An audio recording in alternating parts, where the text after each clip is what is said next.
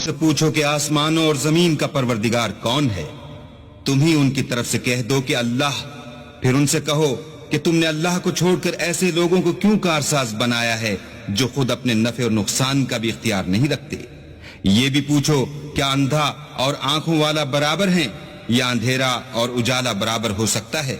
بھلا ان لوگوں نے جن کو اللہ کا شریک مقرر کیا ہے، کیا انہوں نے اللہ کسی مخلوقات پیدا کی ہے جس کے سبب ان کو مخلوقات مشتبہ ہو گئی ہے؟ کہہ دو کہ اللہ ہی ہر چیز کا پیدا کرنے والا ہے اور وہ یکتا اور زبردست ہے۔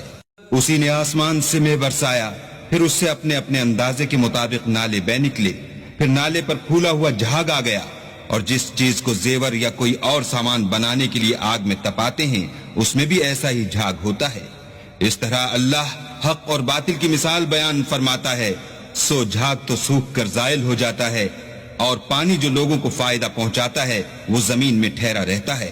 اس طرح اللہ صحیح اور غلط کی مثالیں بیان فرماتا ہے تاکہ تم سمجھو۔ جن لوگوں نے اللہ کے حکم کو قبول کیا ان کی حالت بہت بہتر ہوگی، اور جنہوں نے اس کو قبول نہ کیا، اگر روئے زمین کے سب خزانے ان کے اختیار میں ہوں تو وہ سب کے سب اور ان کے ساتھ اتنے ہی اور نجات کے بدلے میں صرف کر ڈالیں، مگر نجات کہاں؟ ایسے لوگوں کا حساب بھی برا ہوگا اور ان کا ٹھکانہ بھی دوزخ ہے، اور وہ بری جگہ ہے۔ بھلا جو شخص یہ جانتا ہے کہ جو کچھ تمہارے پروردگار کی طرف سے تم پر نازل ہوا ہے حق ہے،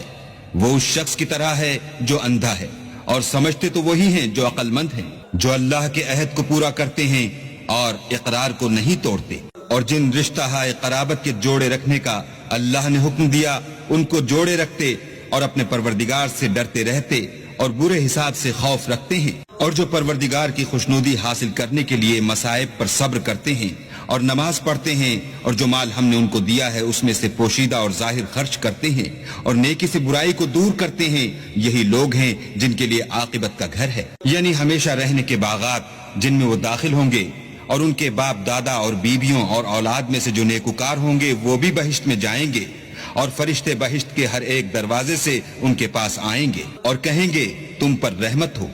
یہ تمہاری ثابت قدمی کا بدلہ ہے، اور عاقبت کا گھر خوب گھر ہے۔ اور جو لوگ اللہ سے عہد واثق کر کے اس کو توڑ ڈالتے اور جن رشتہ ہائے قرابت کے جوڑے رکھنے کا اللہ نے حکم دیا ہے ان کو قطع کر دیتے اور ملک میں فساد کرتے ہیں، ایسوں پر لعنت ہے، اور ان کے لیے گھر بھی برا ہے۔ اللہ جس کا چاہتا ہے رزق فراخ کر دیتا ہے اور جس کا چاہتا ہے تنگ کر دیتا ہے، اور کافر لوگ دنیا کی زندگی پر خوش ہو رہے ہیں اور دنیا کی زندگی آخرت کے مقابلے میں بہت تھوڑا فائدہ ہے، اور کافر کہتے ہیں کہ اس پیغمبر پر اس کے پروردگار کی طرف سے کوئی نشانی کیوں نازل نہیں ہوئی؟ کہہ دو کہ اللہ جسے چاہتا ہے گمراہ کرتا ہے اور جو اس کی طرف رجوع ہوتا ہے اس کو اپنی طرف کا رستہ دکھاتا ہے، یعنی جو لوگ ایمان لاتے اور جن کے دل اللہ کی یاد سے آرام پاتے ہیں ان کو،